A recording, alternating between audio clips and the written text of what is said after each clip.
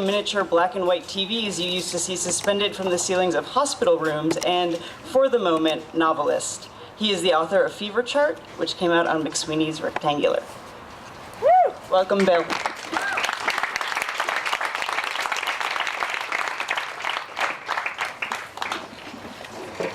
Hello. Can you hear me? I never get the hang of these things. Is that okay? Yeah. A little better? Yeah, it's good. Okay. Thank you for having us, Monophonus and everyone. I think this is my last reading for quite a while, and I'm usually never nervous. This time I'm kind of shaking. I don't know what it is. Well, I do know what it is. It means that once this reading is finished, at least for me, this book gets put away and I have to work on the next one, which is terrifying, scaring the shit out of me. So I'm going to try and make this last. No, not really. It's only about 4 minutes long. Okay. Back when I was a regular at Duke's Elbow Room, I had not been alone in my crush on Lee. About 90,000 other locals, men and women alike, embraced meager hopes that her affection was something more than just a part of her personality or a part of her job, that it was more than just friendly barkeep banter, that she really liked you best. It was not hard to think that Lee liked you when you got her attention. She was moistly flirtatious and aggressively huggy. Only the wide walnut bar kept her from apportioning full melt frontal hugs to everyone. But she still reached as far over the bar as she could and draped her arms over your shoulders and kissed your ear. If it was really crowded, and even the wiliest sideling couldn't get you close enough to the bar for a hug, then Lee would wink and mwah and gesture and zingy semaphore until you felt like a celebrated wit and lover instead of a glum beer drone. She smiled with such stretch that you could see the pink of her innermost gums meeting her innermost cheeks, and when she relaxed her mouth, plump little vertical creases formed in her lips where the lipstick was not elastic enough to follow the expansion and contraction of her smile. The whole light show of her stayed bright, even when she wasn't around. But she always forgot you. You might come into Duke's, accept your hug and kiss, then duck out to get a pack of cools, come back in after 5 minutes and get the whole pageant of welcome again. Indeed, there were people who did just that, in and out, hugs and kisses all day. Lee might remember a mustachioed toreador with a metal hand who only ordered Rob Roy's and tipped uncirculated Morgan silver dollars, but she would never have remembered someone who sat wherever there was a vacant stool and ordered cokes and beer and was thin and short and wore characterless outerwear such as myself. Unless there was an unignorable feature to lodge in the subconscious, my kind were not recalled. We were not filed. Certainly, I always got a hug and a kiss and a wave and a wink, but so did everyone. I could not be distinguished. Until I got my zit. It was probably listed in the literature that comes with prescription medication under adverse effects, blurred vision, smelly urine, furry tongue, so on and so forth, and gleedy facial eruptions. The zit had been idling subcutaneously for at least 2 weeks before it surfaced. It was just a tender spot in the lower middle of my forehead until it debuted as a modest pimple. But then I started to worry it, which just made it mad. Within a few days, it was a crimson alp so large that in a raking light it cast a shadow. I could even see it without a mirror out of the corner of my eye. It was a profane bindi, and it hurt. Lee noticed, even in the smoke and bar dark of Duke's. Her malevolent boyfriend had been in jail for a while. This may have had something to do with her feeling comfortable enough to address a beer bot like myself on a genuinely personal level. None of my business, she said, in a tone of voice I'd only heard her use with real friends. But I had him like that one time, all over my face. I still have the scars, see? She leaned over the bar and tilted her head back and to the side. I could only look at her lipstick crevasses and her long nose. I blushed so hard that I'm sure my zit was comparatively diminished. Yeah, I think I see, I said. I had him on my neck and on my chest, but listen, go get Accutane and Cleocin tea. Miracle drugs. I used to carry a little notebook in my back pocket that I used to scribble nonsense in, when out in public so as to not appear vagrant. Let me write that down, I said, pulling out said notebook. Yeah, write that down, she said, handing me a pencil of the sort used for scoring miniature golf that she kept stuck up under a scrunchie in her hair. The pencil was warm. Okay, she said. All right. Then she leaned in and gave me a hug that lasted a fraction of a second longer than usual and patted me on the cheek. I borrowed $60 from my friend Dewey so I could buy new clothes and get a becoming haircut. "When are you going to pay me back?" he said, holding 3 20s over his head out of my reach. "End of the month," I said, stretching, grasping at air. "When I get paid at the tire store." I worked just enough hours at a nearby used tire lot to buy beer and paperbacks and satisfy the employment requirements of Grippick Mance. 20 hours a week, back to the hospital you went. "Yeah, you better," he said, stuffing the money in my shirt pocket. "That's my goddamn philately cash." I began to go to Duke's earlier and earlier in the afternoons when fewer people were there and always occupied the same stool. I was always magnificently groomed and appointed. My hugs and kisses from Lee really started to feel special, distinguished. Lee would examine my forehead and tut-tut or otherwise remark on the progress. I was a friend now, or at least an acquaintance. When the bar would close for the night, I'd go home to the halfway house, lie in bed, and beg God for sleep so morning would come that much quicker and I could go back to Duke's elbow room. Saturdays after closing were the worst. Bars were closed on Sundays, and the only thing to do was walk around the vicinity of Duke's in hopes I might see Lee go into work to slice limes or clean pint glasses or something. I nursed my zit, meaning I worried it, keeping it florid and pulsing. I squeezed and picked, rubbed and torqued. I once tapped it with a ball-peen hammer, which hurt so bad I thought I would barf. Dr. Summer, Grippick's on-call shrink, wrote me out prescriptions for Accutane and Cleocin T, but I never filled them.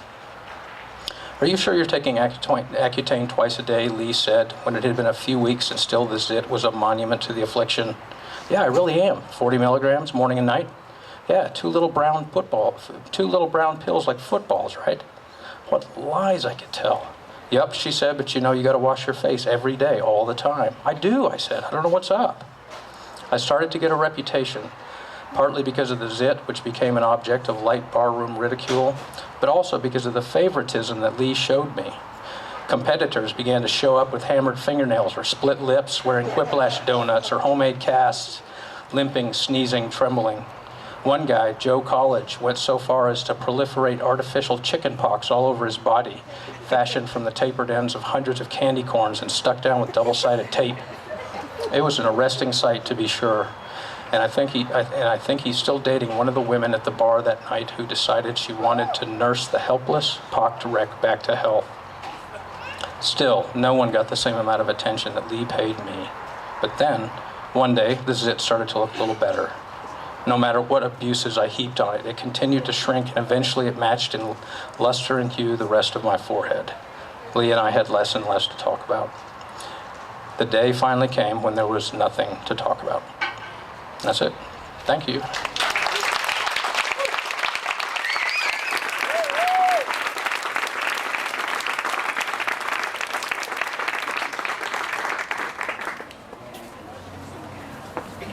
So next up we have a teleportal reading by Dean.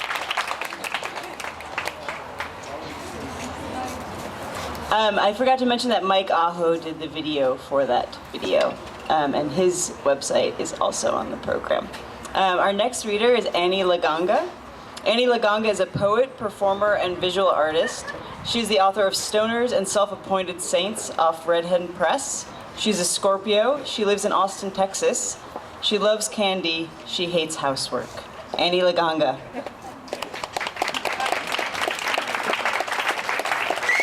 Hi, it's nice to be here. I'm sorry about my kind of lame bio. You know, it seems like with bios, you either have like the quirky working class bio that says, you know, I'm a toilet scrubber and I'm, you know, fantastic, or you have like the super, I'm, you know, a McDowell Colony Fellow and MacArthur recipient, and I really have had jobs a long time and went to school. And so, you know, you can tell which one I have, the the working class bio. I thought that was funny, you guys.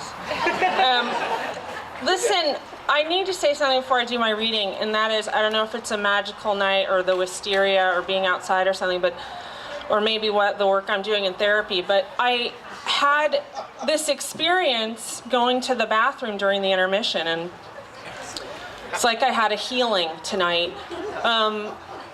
what happened was I have a reoccurring nightmare that I have to go to the bathroom somewhere and I can't all the way close the door. I'm exposed somehow, or I have to go to the bathroom where people can see me. And it's troubling. And tonight I went into the bathroom, and that's a very lovely and hip kind of bathroom. But did anyone notice the door is glass? Yeah. And I thought, fuck. Here it is. My nightmare, I mean, it's happening to me right now. And I thought, well, I'm not gonna, maybe I shouldn't pee here. And I just want you guys to know, I closed the door and I sat right down and I thought, I'm just gonna breathe and experience this. And it was not terrifying, it was not bad. That's all, thank you.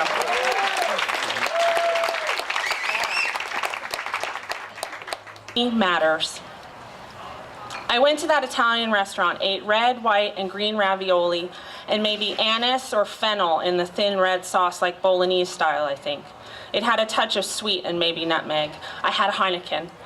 I paid with my American Express card, the one that got cut up in front of me at a jewelry store in the Galleria, and it scared me to see the end of credit come so fast. I hadn't had time to get enough stuff. I needed more for myself. Things, not just going to restaurants and buying gas. I drove all over Ventura Boulevard, looking for ways to turn plastic to gold. I was a Valley Girl alchemist. I would have swallowed lead or boiling oil to keep my secrets, to keep my credit cards. It was confusing. Because there was all this stuff everywhere, in the garage, in the mall, crowding up the billboards and signs that said, it's growing on trees, it's all over, but it wasn't. I looked into heavy satanic rituals even, so I could pay for a chance to get more stuff, so I could turn it into cash to turn into money to pay the bills and not be caught short, because if I had to let everyone see how it was and that my clothes were cheap and I ate white bread and sugar sandwiches, I wouldn't be able to face it. I wouldn't have anything, not even wishes. I was in the '80 Honda Prelude, driving all over the valley looking for places to get cash, places where Mexicans went. I would have been a hooker if I thought I was skinny enough, but as far as I knew then, if you were fat, you could only give it away. There wasn't a distinction between me and my credit. I ruined myself, and then had to keep ruining myself even more dramatically to get rid of the shame that made my ears hot and made me crave tacos from Jack in the Box, and then throw the bags out of the window of the car in case later anyone looked inside and caught me with my hungers exposed, which was really not okay, more than anything not okay, because my hungers were extreme and unheard of among nice people and weak in the ugliest ways. I spent all of my money on fast food and clothes and car accidents and parking tickets and abortions and drinks and cigarettes and other things I wasn't ever supposed to need or do. I was guilty and gross. That's what I thought of myself. That's what I knew was the truth. Thank you.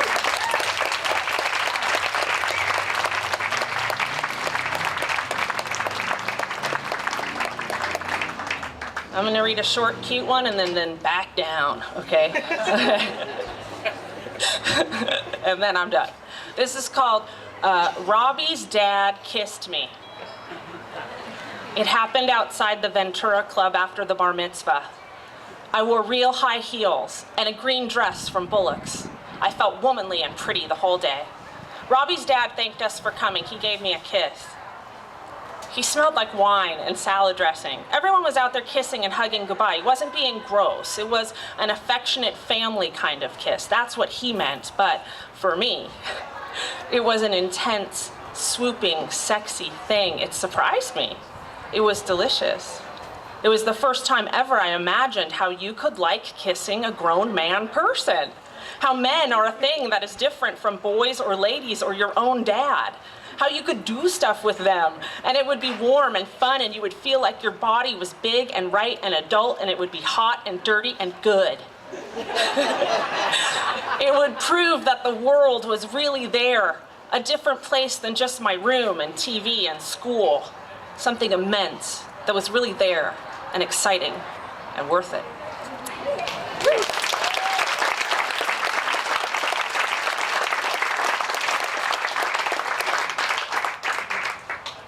And this is my last one. It's called Greg. Before I knew him, Greg was cute. He was a cute gay boy and talented crazy genius who put on Shakespeare plays in LA with low-level celebrities like Charlene Tilton. He ate whole chocolate mousse cheesecakes charged on his rich Jewish boyfriend's credit card. He was spoiled, he didn't know how to pump gas. Shelley Winters loved him. She took his mother out to lunch. He was a pretty good charmer even after his looks and pseudo-celebrity Hollywood life vanished.